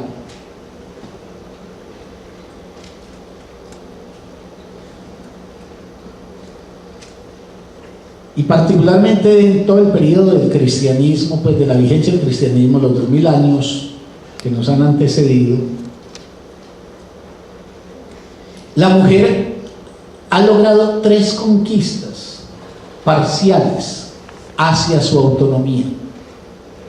Yo creo que es posible uno dirigirle una mirada a la historia en términos de, como bauticé esta conferencia, en el horizonte de la autonomía. Yo creo que ha habido en un tiempo de muy larga duración una gran dominación sobre las mujeres. Sociedades esclavistas, sociedades feudales, sociedades capitalistas han visto un hilo tendido de sometimiento de las mujeres. Se han transformado los regímenes económicos, políticos, las formas culturales e ideológicas, y sin embargo hay una transhistoricidad en la dominación sobre las mujeres. Pero también había una transhistoricidad en la lucha de las mujeres y en pequeñas ganancias relativas que han hecho, pequeñas ganancias que se fueron volviendo como plataformas que les permitieron, después de la segunda mitad del 20, entonces la acometida transformadora tan radical que han introducido. Esas 3 ganancias anteriores que la mujer hizo en la historia, relativas, ganancias que por un lado constituían obviamente beneficios, pero por otro lado también pérdidas, las menciono así a vuelo de pájaro. La primera, ser sujetos de Dios, sujetos que se deben a Dios.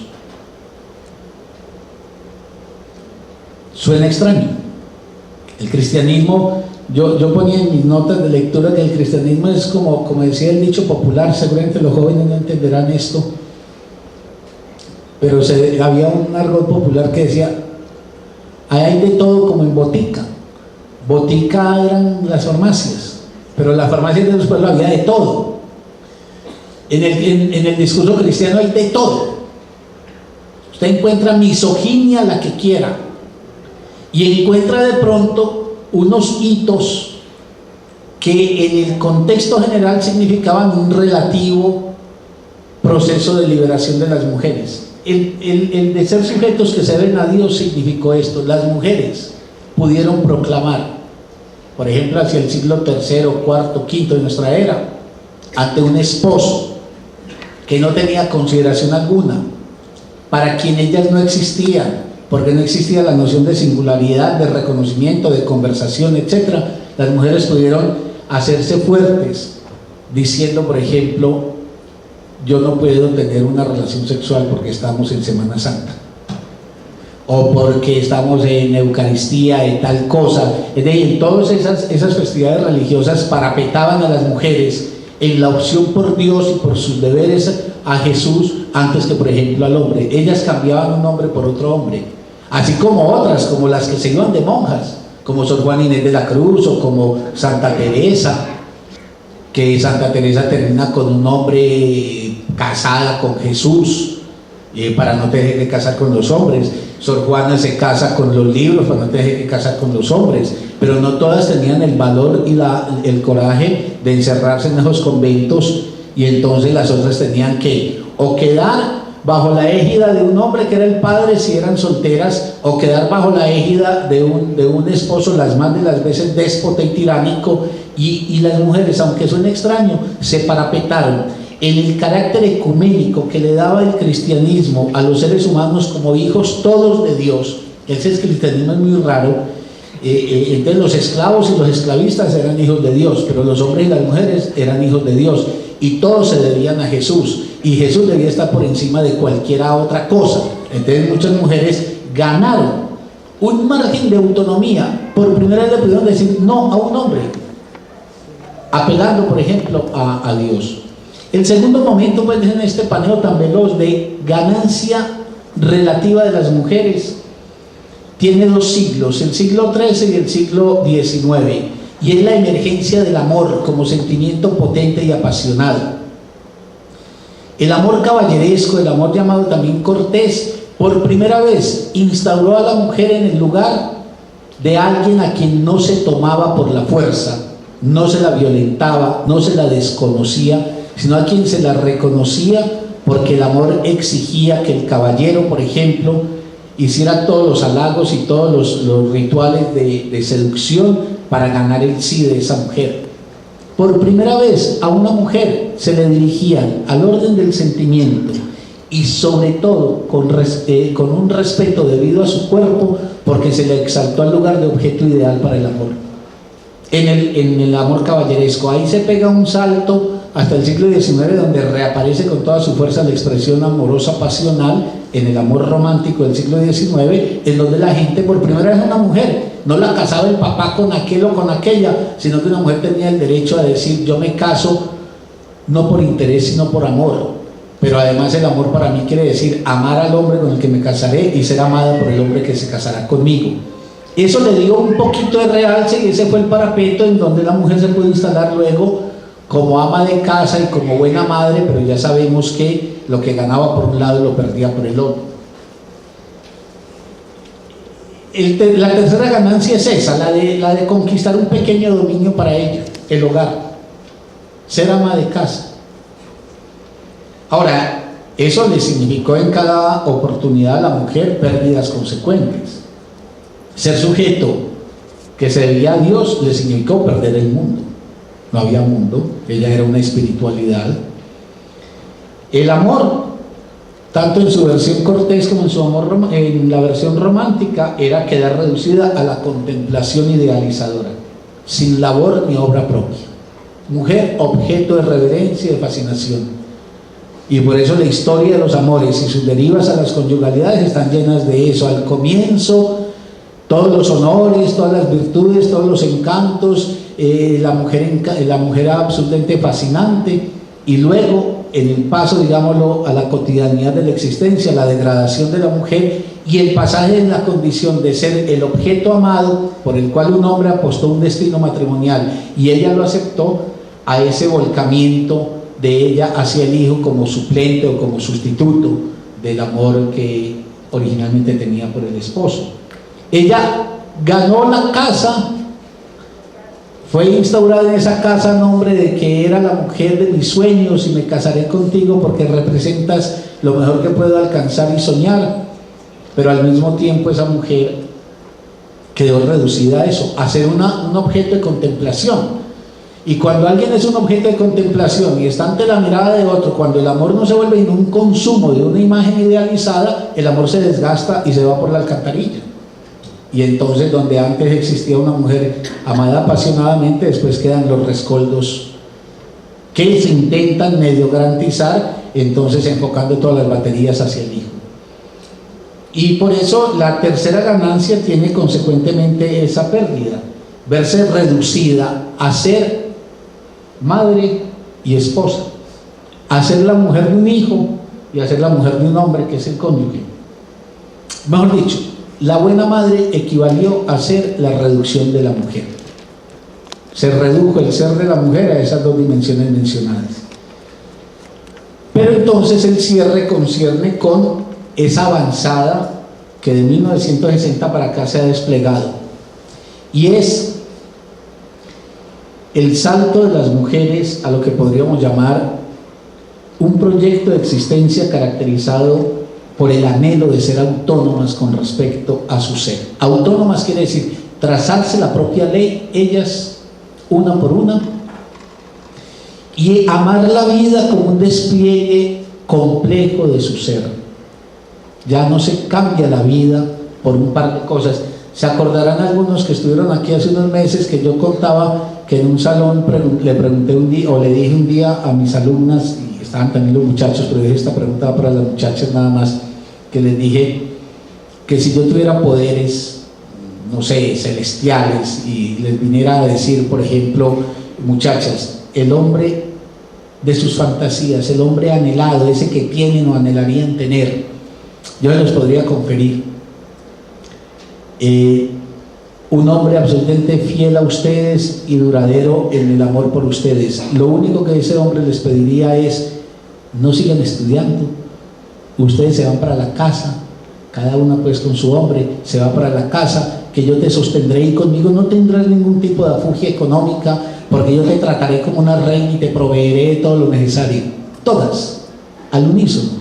Y no estaba hablando ante muchachas liberadas, muchachas pues de un vuelo intelectual, no, las muchachas normales de la universidad, todas al unísono hicieron un gesto cuando no, de una vez pronunciaron un claro rechazo a esa propuesta.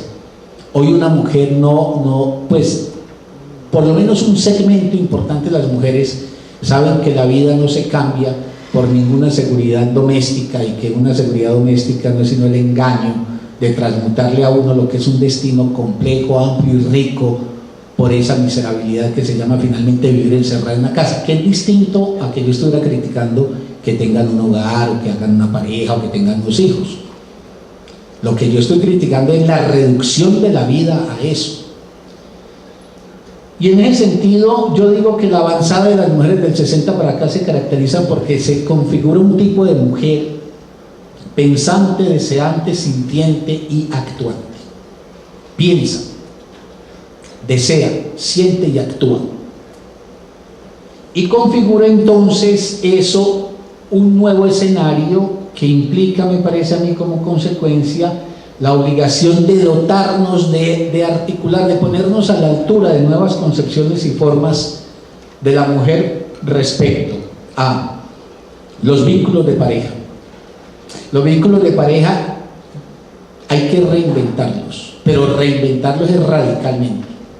Yo creo que el mundo contemporáneo está viviendo en un formato donde ya no cabe la nueva experiencia, por ejemplo, de mujer y lo que ella trae consigo en las relaciones de amor, en las relaciones de sexualidad, en las relaciones de maternidad y paternidad. Yo a veces pienso, es como un niñito que le hubieran comprado una camisita que al comienzo se acomodaba bien esa camisita, pero el niñito siguió creciendo y la corpulencia del cuerpo después ya no cabe en la camisa.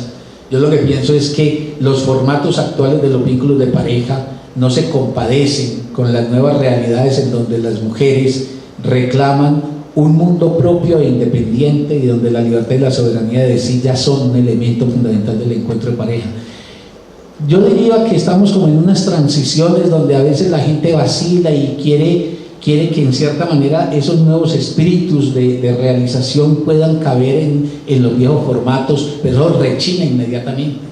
En mi opinión, la crisis insondable que tiene el emparejamiento contemporáneo, una crisis radical, tiene que ver con que no hay una resolución apropiada entre las nuevas modalidades de relación que se reclamarían y las nuevas realidades ontológicas en donde la mujer empieza a desplegar su existencia. Reclama indefectiblemente una nueva relación con el hijo y una nueva relación con la noción de hogar. Ya voy a terminar. Digo, la primera, por ejemplo, los vínculos de pareja. Las funciones de amor y ley ya no se pueden distribuir por género. Por eso yo dije al comienzo en la definición de maternidad que la maternidad no se corresponde con los géneros, que la maternidad es un asunto de la feminidad, y por eso hoy se puede hablar de que hay hombres, por ejemplo, maternales. y eso no es ningún defecto en los hombres. Son hombres que configuran también una experiencia con respecto a su descendencia, en donde todas las instancias de la maternidad que yo dije ahora, la afirmación, la tenencia, el cuidado, etcétera, se cumplen. Con respecto al hijo, los cambios me parece que están operando en esto. El hijo es no todo, o dicho de otra manera, no es todo. Así no es todo. En la vida hay otras realizaciones. Tú no eres el niño maravilloso que colma mami. Te quiero mucho, pero hay otras cosas en la vida, y esas otras cosas se resuelven con otros seres humanos y en otras prácticas y en otras acciones. Y es que lo que pasa es que eso induce en las mujeres mucha culpa. Esas mujeres que intentan afirmarse en que no se satisfacen con la dimensión unilateral de madres y que quieren realizar la vida en otros frentes, ven inocularse en lo más hondo de sí una vieja culpa, que es como si les trajera el atávico sentimiento de que entonces no están cumpliendo con los deberes correspondientes a la buena madre.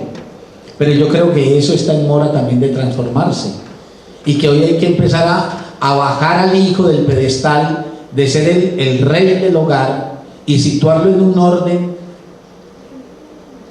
de normalidad, es decir, eso implica amorosidad y todo, pero no de preferencia, ni mucho menos de que es el centro de gravedad de la vida del padre o de la madre. En este caso pues hablo de la mujer. Un hijo es no todo para mí. Simón de Beauvoir, léanse el textico de Simón de Beauvoir de Una muerte muy dulce, que es el textico en el que Simón de Beauvoir relata cuando tuvo que trasladarse rápidamente de Roma a París porque le anunciaron que la mamá había tenido un accidente en la casa, la madre era una viejita, y entonces Simón de Beauvoir, mientras la acompaña ella en los días postreros, decide escribir un poco evocando a la madre, lo que había sido, y cuenta una cosa muy hermosa. Dice que cuando la mamá tenía 50, 55 años, no recuerdo, ya Simón de Beauvoir y la hermana eran mujeres grandes, se habían ido y cada una tenía un mundo armado. Y murió el papá de Simón de Beauvoir, por ende el esposo de ella, y entonces ella se quedó estupefacta. Y entonces, ¿quién soy yo? Y entonces, ¿qué queda de mí? Y entonces, ¿la vida en qué consiste? En esperar que vengan cada 8 días o 15 días a traerme el muchachito, a hacer la visita pues a los suegros. Pero además, las hijitas que había armado no tenían destinos matrimoniales ni hijos. Y ese texto es muy bello porque lo que muestra es que ella tardíamente, aunque todavía con tiempo, se percató de una cosa: la apuesta vital no se puede centrar, no se puede jugar todo al rojo que es el hijo. Y está muy bien que un hijo aprenda que él no es el niño maravilloso de mami, porque yo sí estoy convencido que la crianza de un hijo y de un hombre y de una mujer y de todo aquel que se reconozca como ser humano debe pasar porque acepte que es no todo. Yo no soy toda la verdad, yo no soy todo el amor, yo no soy toda la inteligencia, yo no soy todo en nada.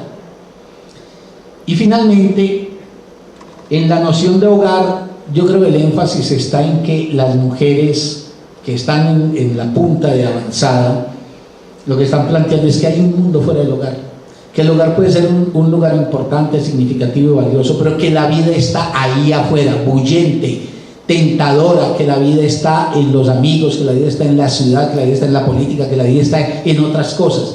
Y no puede ser que una mujer se forme, por ejemplo, en ese espíritu.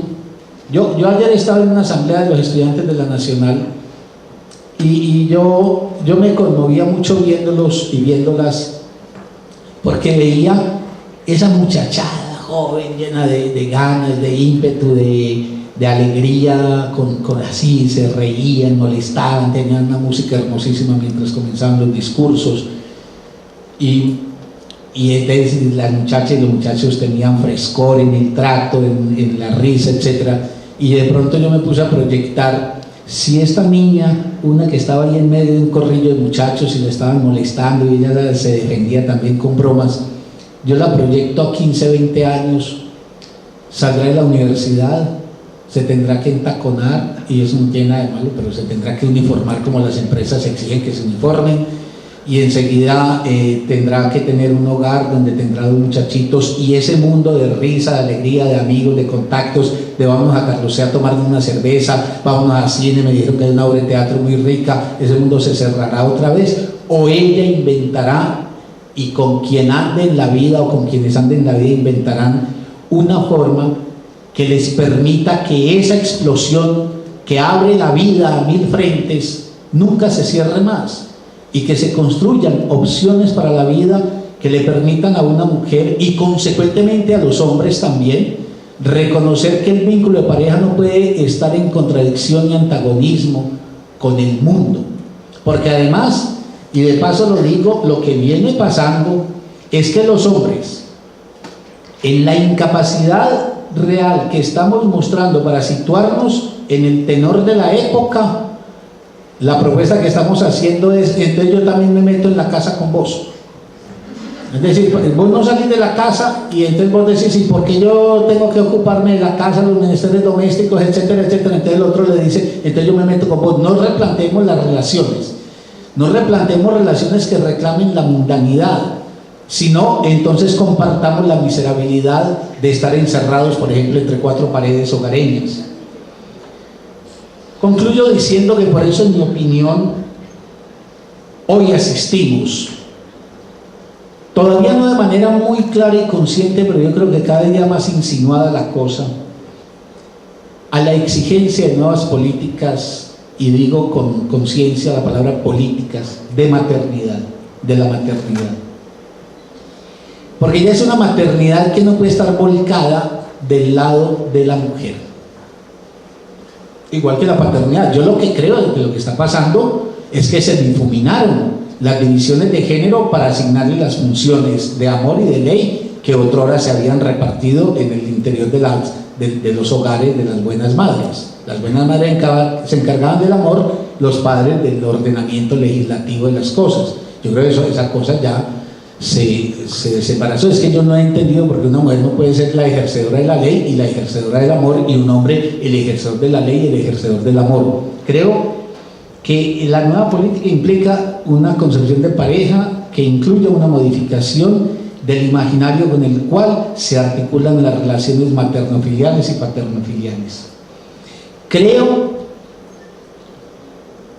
que es también necesario y fundamental comenzar luchas sociales y políticas dirigidas a lo que se dirige la política, al Estado, para que un Estado que desconoce en general los derechos en todo lo esencial de los colombianos tenga que incluir entre los deberes, ojalá no incumplidos sino cumplidos, el deber de proveer formas que le garanticen, por ejemplo, a los hombres y a las mujeres la tenencia de lugares para los hijos, que permitan liberar tiempos para el cumplimiento de las funciones diversas que reclama la vida contemporánea. Lo que pasa es que en Colombia, como los colombianos somos con la cerviz doblada y todo, nos parece que el Estado colombiano no tiene que cumplir nada. El Estado nos pide sean demócratas, pero nos trata como si no fuéramos siquiera ciudadanos, o en todo caso si no fuéramos de tercera categoría. No, yo creo que es que hoy, en la calidad de vida que debe definir un estado de bienestar en la sociedad, estaría en primer renglón la exigencia de que las relaciones paternofiliales y maternofiliales tengan la garantía y el amparo de formas, por ejemplo, donde las mujeres y los hombres puedan tener la posibilidad de que los hijos sean bien atendidos, cuidados, etcétera, una parte del día, y que libere el tiempo. No puede ser que pase lo que a mí me pasa, por ejemplo, en la universidad, que llega un estudiante. Yo soy muy cansón con los estudiantes, digo, comenzamos a las 8, es a las 8 y no a las 8:10. Y llegaba una muchacha a las 8:10, 8:15, entonces yo empecé a hacerle mala cara. Y un día a la salida le dije yo: oíste, pero no quedamos pues que a las 8. Y me dijo: profesor, vea, yo tengo una hija, yo tengo que llevar a esa hija a donde yo no sé quién que me la cuida, la mamá o la tía, yo no sé quién, me dijo ella. Mientras yo voy hasta allá, no la voy a cualquier hora, enseguida echo otra vez para la universidad, etcétera, etcétera. Claro, no, pero claro, yo sé que es muy anecdótico, pero yo digo, claro, pero ¿por qué diablos tiene que estar descargado sobre cada individuo? En este país la educación tiene que resolverla cada individuo por sí mismo, llénese de deudas con banco o con lo que sea para poder pagar el estudio suyo o el estudio de sus hijos. La salud tiene que resolverla cada uno. Entonces, una necesidad contemporánea, porque mientras había mujeres metidas en la casa, pues había quien podía atender los hijos, pero es que las mujeres ya no quieren estar en la casa, muchas, y no quieren estar en la casa no porque no quieran los hijos, sino porque quieren la vida. Entonces hay que encontrar una solución a eso, y la solución tiene que pasar por una conciencia social de que ese terreno de la vida cotidiana es un problema también político. Y finalmente, en un asunto que hace rato yo creo que también está en mora en la sociedad contemporánea plantearse, son las luchas sociales, ahí sí de carácter social esencialmente, aunque también tiene resonancia política, por ejemplo, por jornadas laborales más sensatas para hombres y para mujeres. Es que literalmente, miren, nosotros hacemos un trabajo muy bonito con la cooperativa Confiar, leemos literatura con los empleados, etc. Confiar pues es como una isla pues en este mar de capitalistas enloquecidos por la fiebre del dinero. Entonces Confiar gasta en tiempo de los empleados para que lean literatura, lean a Chekhov, lean a Gogol, lean literatura. Pero yo siempre me extrañaba de que bueno, eso lo hacemos en una hora en donde ellos están en la agencia, pero nosotros hacia el final de la noche tenemos un evento muy lindo con Confiar también, que es un seminario de literatura, de la gran literatura, pero ya seminario, y ahí no van casi las empleadas o los empleados. Y un día yo me puse a cavilar qué era lo que pasaba, muy sencillito. No, es que el tiempo no da. Es que vos trabajás de 8 a 6 de la tarde, tenés un muchachito en la casa, tenés por lo menos que hacerle así con la mano, tenés que ir hasta allá. ¿Me entiende? La vida es que así no se puede vivir. No se puede vivir con estas jornadas de trabajo que estamos desplegando y con esas intensidades laborales. Yo creo que eso también está afectando profundamente las relaciones de la mujer con la maternidad, o las nuevas relaciones mejor de la pareja con la maternidad, y que ahí también se abre un campo reivindicativo fundamental. O sea, dije, en las relaciones de pareja, transformaciones; en las relaciones con el Estado, la reivindicación por condiciones que garanticen que el Estado acoja la resolución de las necesidades que tienen los padres de atención a los hijos y cuidado y tenencia de los hijos en parte del día; y en las laborales, jornadas de trabajo más sensatas. Pero también, y esta es la conclusión, que yo creo que estamos asistiendo a un hecho muy novedoso, y es que las mujeres consulten, tal vez por primera vez en la historia, cuál es el deseo suyo respecto de un hijo. Porque nada dice que la respuesta sea deseo un hijo, sino que una mujer podrá también decir no deseo un hijo. Que consulte la relación de su deseo con respecto al hijo, y que el hijo sea una opción libre y no una obligación o una fatalidad. Por eso el colofón de esta charla deja abierto un tema que seguramente tendremos que abordarlo, y es el problema del aborto. Si una mujer dice yo no deseo un hijo, estamos en los puntos suspensivos que nos conducen a la pregunta: ¿se legitima entonces que la mujer, en defensa de lo que considera lo más propio de sí, construir una vida que no pasa por el hijo, acoja eso? O, como se suele decir ahora, sobre todo por los sectores más conservadores de este país, el hijo es una fatalidad, y si el hijo cobra la abnegación de la vida de la madre, ese es el destino que ella tendría que asumir. Yo creo que la remesón que han introducido las mujeres en este país, incluso que es tan godo, tan conservador, tendremos que más temprano que tarde que acometer eso en consonancia con ese horizonte de autonomía de la mujer en la relación madre-hijo que hoy nos ha llevado a este punto. El hijo es un deseo, el hijo no es un imperativo. Muchas gracias. Nós vamos partir.